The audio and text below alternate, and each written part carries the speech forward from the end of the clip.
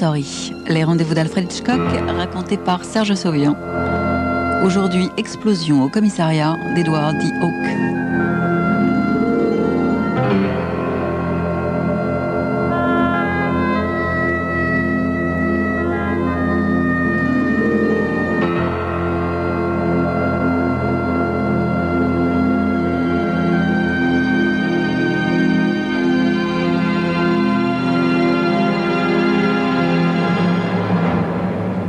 Le bureau du lieutenant Pacino est au premier étage du commissariat.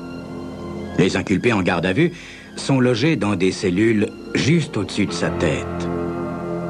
Leur présence n'affecte guère la conscience de Pacino, sauf à des moments comme celui-ci, où il aperçoit une jolie femme qui regarde fixement les barreaux des fenêtres.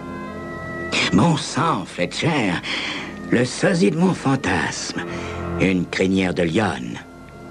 s'exclame Pacino, le nez collé à la fenêtre. « Encore une qui me passe sous le nez, c'est le cas de le dire. »« Venez plutôt boire le café que je vous ai servi, lieutenant, avec sucre et sans scène de ménage, » dit Fletcher pour taquiner son chef. Tout à coup, un grondement de tonnerre ébranle l'immeuble. Une pluie d'écailles de peinture et de plâtre submerge la pièce. Après un instant de paralysie, les deux hommes se ruent dans le couloir. « Lieutenant, un type s'est fait sauter là-haut !» crie un gardien. Au second étage, le spectacle est hallucinant. La porte d'une cellule a été projetée en travers du couloir et le corps mutilé de ce qui fut un homme est plaqué contre le mur du fond. « Et la fouille, bande de tocards !» crie le lieutenant. « Qui était cet énergumène ?» Le brigadier, chargé du bloc cellulaire, arrive essoufflé. Il feuillette le registre d'écrou. « Entré hier soir, lieutenant. Son nom est Graham Harrisban. Le veilleur de nuit d'un institut de sondage l'a surpris en train de démolir un ordinateur. On l'avait pas encore interrogé. Vous l'avez passé à la fouille? Mais comme d'habitude, lieutenant. C'est un suicide, lieutenant, intervient Fletcher. Il devait avoir une bombe minuscule cachée sur lui.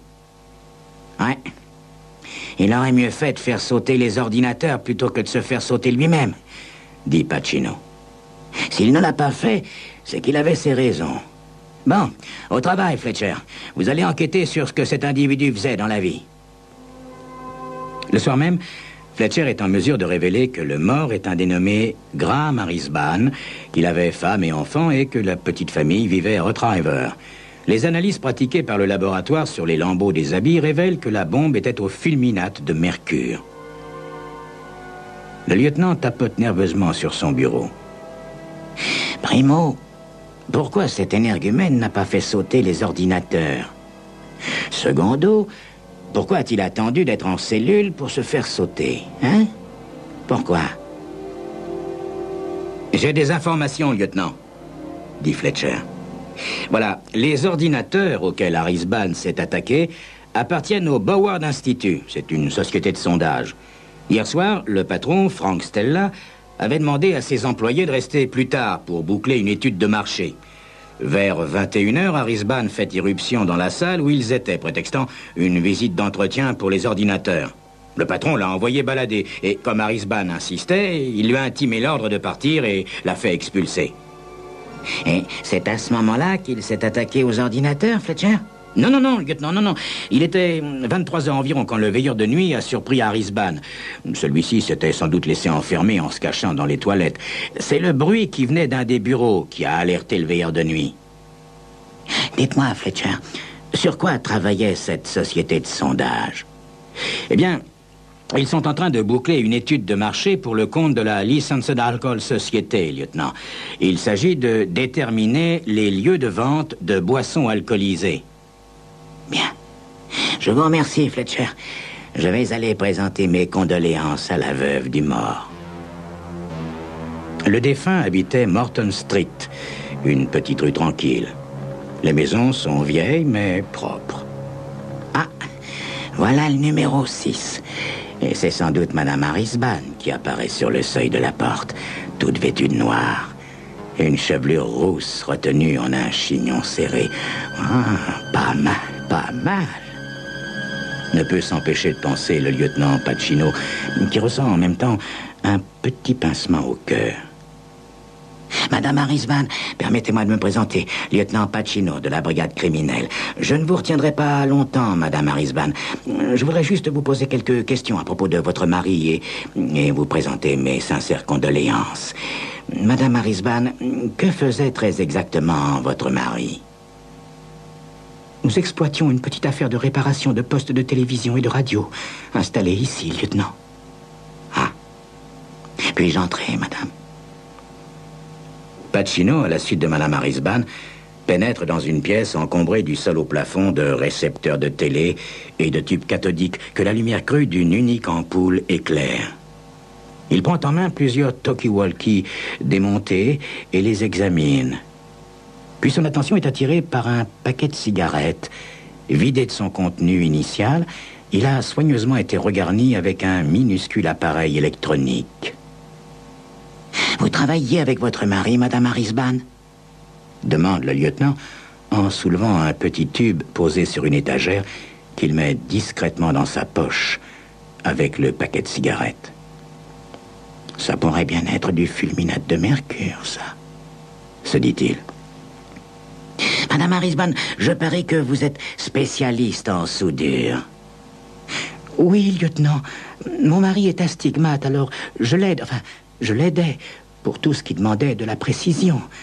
Je ne savais même pas que mon mari avait été arrêté quand j'ai appris sa mort. Nous menions une vie si calme.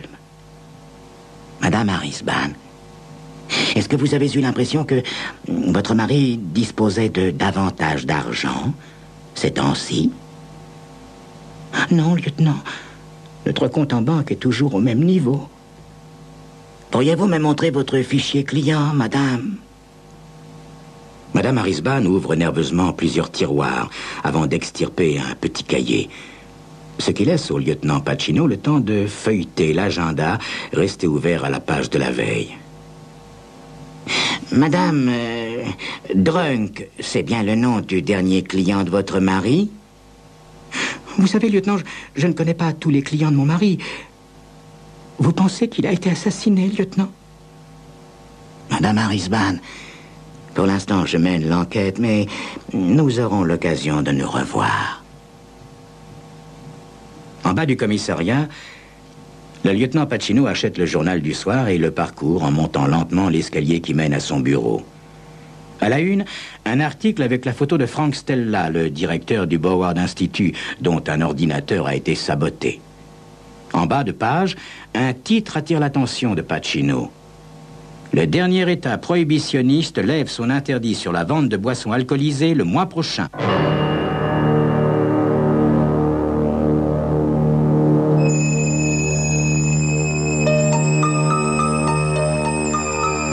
Qu'est-ce que tout cela veut dire? C'est ce que vous saurez dans quelques instants.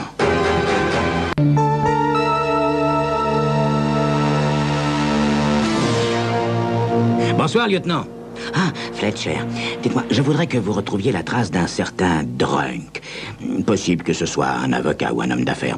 Et puis, faites-moi apporter les objets personnels que Harrisban avait sur lui au moment de son arrestation. Quelques minutes plus tard, Fletcher verse le contenu d'une lourde enveloppe sur le bureau du lieutenant.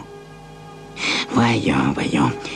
Une montre, une ceinture, un trousseau de clés, un portefeuille. Tiens donc, un petit poste à transistor. Pas de cigarette, Fletcher? Je lui ai laissé, lieutenant, juste pour la première nuit. Dites-moi, Fletcher, est-ce que Harrisban a téléphoné après son arrestation? Je lui ai dit qu'il pouvait joindre son avocat, lieutenant, mais il l'a pas fait. Il n'a pas appelé un certain Drunk par hasard? Drunk? Non, lieutenant, ça me dit rien. Non, il a téléphoné à sa femme, c'est tout. Ah, il a téléphoné à sa femme. Bien, merci, Fletcher. S'il vous plaît, faites-moi monter un sandwich. Mais l'affaire est toute simple, pense Pacino. Harrisban a voulu s'attaquer à un ordinateur et, honteux de son arrestation, il a préféré se suicider. C'est tout simple. Un policier apparaît quelques minutes plus tard avec un jambon beurre et une canette de bière. Derrière lui, Fletcher est accompagné d'un homme à la chevelure clairsemée. « Lieutenant, Monsieur Drunk a bien voulu m'accompagner pour vous rencontrer. »« Oh, asseyez-vous, Monsieur Drunk. Merci, Fletcher, vous pouvez disposer. Monsieur Drunk, vous avez probablement appris que Graham Harrisban est mort. » « Qui ça, lieutenant ?»« Graham Harrisban. Il travaillait pour vous. » « Je ne pense pas connaître cette personne, lieutenant. »« Ah oui? Dans quel genre d'affaires êtes-vous, Monsieur Drunk? »« Je suis grossiste en alcool, lieutenant. Je suis le patron de Aaron Drunk et compagnie. »« Monsieur Drunk, est-ce que vous connaissez la Licensed Alcohol Society? » Aaron Drunk ne répond pas. Il introduit la main dans son gilet et en sort une mince enveloppe qu'il dépose sur le bureau de Pacino. « Voici 50 000 $, lieutenant. Vous pouvez les verser à la caisse des orphelins de la police ou bien en faire l'usage que vous voudrez. Lieutenant, je pense qu'il serait sage que vous enterriez cette affaire en même temps que ce malheureux Graham Harrisban. » Monsieur Drunk, vous souhaitez vraiment acheter mon silence? Monsieur Drunk, au nom de la loi, je vous arrête pour corruption de fonctionnaire. Vous pouvez d'ores et déjà vous mettre en rapport avec votre avocat afin d'obtenir votre mise en liberté sous caution, si vous le souhaitez. Le lendemain matin, le téléphone sonne dans son bureau avant même que le lieutenant Pacino ait eu le temps de poser son imperméable. « Lieutenant Pacino, ici le préfet de police. Mais qu'est-ce qui vous est passé par la tête pour arrêter Aaron Drunk ?» Corruption de fonctionnaire, monsieur le préfet. Il m'a offert 50 000 $ contre mon silence dans l'affaire Graham Harrisban. Écoutez, Pacino, si vous aviez un minimum de jugeote, vous sauriez que Drunk est un personnage très important et qu'il a des amis influents au gouvernement. Par ailleurs, il a déclaré à son avocat avoir offert une contribution à la caisse des orphelins de la police. Il a déjà fait des donations de cette sorte, Pacino. Vous voyez ce que je veux dire? Mais, monsieur le préfet, il est en liberté sous caution. Que veut-il de plus? Abandonnez l'accusation, Pacino, avant que l'affaire ne remonte plus haut. C'est un ordre. Pensif, Pacino raccroche. Séance tenante, il appelle la Licensed Alcohol Society et demande à parler à son président. Il contacte ensuite Frank Stella, le directeur du Boward Institute, la société de sondage. Dans l'après-midi, le lieutenant Pacino convoque Aaron Drunk, Fletcher et le préfet. Seul Frank Stella, retenu à New York pour remplacer l'ordinateur hors d'usage, ne peut se joindre à eux. « Je serai bref, messieurs, » dit Pacino, voyant que le préfet donne des signes d'impatience. « J'ai décidé d'abandonner l'accusation portée contre M. Drunk en ce qui concerne la tentative de corruption. Le tribunal est prévenu. Votre caution vous sera rendue, Monsieur Drunk. Toutefois, il reste une autre question, Monsieur Drunk. L'affaire de la destruction de l'ordinateur appartenant au Boward Institute. »« En quoi cela me concerne-t-il, lieutenant ?» demande Drunk. « Monsieur Drunk, faut-il vraiment vous mettre les points sur les i? La vente de boissons alcoolisées autorisée le mois prochain ne sera pas sans répercussions. Il s'agit d'un marché de 5 millions de consommateurs potentiels à conquérir. Cela ne vous a pas laissé indifférent, n'est-ce pas, Monsieur Drunk? Venez-en au fait, lieutenant. Le président de la Licensed Alcohol Society est engagé dans une compétition avec vous pour le contrôle du marché. Le gouvernement accordera le monopole de la vente d'alcool au premier qui remettra le plan d'implantation de ces centres de distribution. Et alors? Alors, reprenons les faits, Monsieur Drunk, si vous le voulez bien. Quand vous avez su que le Boward Institute était sur le point de boucler l'étude du marché pour la Licensed Alcohol Society, vous avez eu peur que le monopole ne vous échappe et vous avez engagé Graham Harrisban, spécialiste en électronique, pour placer une bombe dans l'ordinateur du Boward Institute.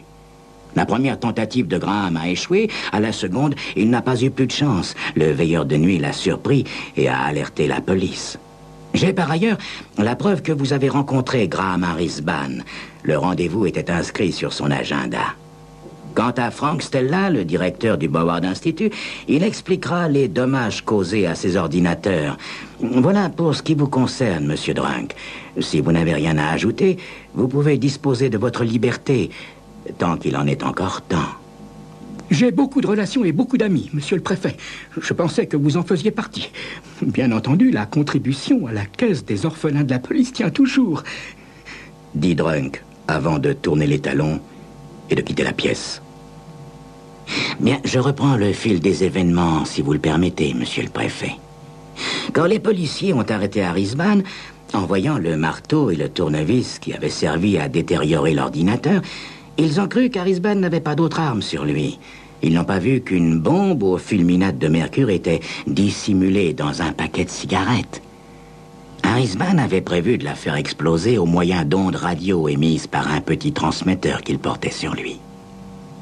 Maintenant, monsieur le préfet, il va falloir affronter les journalistes et expliquer la mort d'un prévenu par explosion d'une bombe dans sa cellule relève d'une certaine habileté, vous en conviendrez aussi.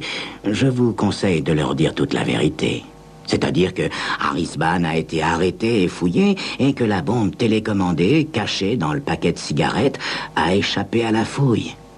Harrisman a préféré ne pas révéler qu'il portait une bombe sur lui au moment de son arrestation. Le policier lui a juste confisqué le transmetteur radio. Celui-ci a été fabriqué par l'assemblage des éléments de 2 talkie-walkie émettant sur les longueurs d'onde civiles. Leur rayon d'action est d'1,5 km avec la courte antenne dissimulée dans le paquet de cigarettes. Leur portée ne devait pas dépasser le pâté de maison, ce qui devait suffire pour que Harrisman soit sorti du bâtiment quand il ferait sauter l'ordinateur. On pourrait aisément conclure que le policier qui a confisqué le transmetteur l'aurait involontairement mis en marche une fois de retour à son poste et que ça aurait été la fin de Harrisman. Mais ce serait une erreur, monsieur le préfet. Voyez-vous, Graham Harrisman était astigmate et chargeait sa femme de réaliser les montages délicats. C'est donc Madame Harrisman qui a fabriqué et la bombe et le transmetteur. À l'annonce de la mort de son mari, elle a déclaré qu'elle ne savait même pas qu'il avait été arrêté, alors qu'il lui avait téléphoné de la prison et qu'elle savait pertinemment qu'il avait gardé la bombe sur lui. L'idée lui est alors venue de fabriquer un nouveau transmetteur et d'aller se poster devant la prison. C'est elle qui, en tournant le bouton de ce transmetteur de sa fabrication, a fait exploser son mari en 1000 morceaux. Comment diable êtes-vous arrivé à démêler cette affaire, Pacino? Demande le préfet, visiblement impressionné. Eh bien, monsieur le préfet, c'est en suivant un penchant naturel que j'ai été mis sur la voie. Voyez-vous, lorsque je suis allé rendre visite à Madame Harrisman, je lui ai demandé de me donner leur fichier client. Et c'est curieux, elle n'arrivait pas à le trouver, ni elle s'est énervée. Son chignon s'est même défait. J'ai mis ces minutes à profit pour jeter un petit coup d'œil dans l'agenda de Harrisman. J'ai pu lire le nom de Drunk et repérer sur une étagère les 4 talkie-walkie qui avaient servi à la fabrication des 2 transmetteurs dont Madame Harrisman avait négligé de se débarrasser. J'ai alors eu un flash, comme on dit, en reconnaissant la chevelure rousse de la jeune femme que j'avais aperçue la veille, alors qu'elle cherchait à repérer son mari derrière les barreaux des cellules, juste au-dessus de mon bureau. Monsieur le préfet, auriez-vous l'extrême obligeance de me faire délivrer un mandat d'arrêt pour homicide volontaire au nom de Madame Harrisman, et un autre pour complicité de meurtre au nom de Aaron Drunk? Il faut quand même que justice se fasse.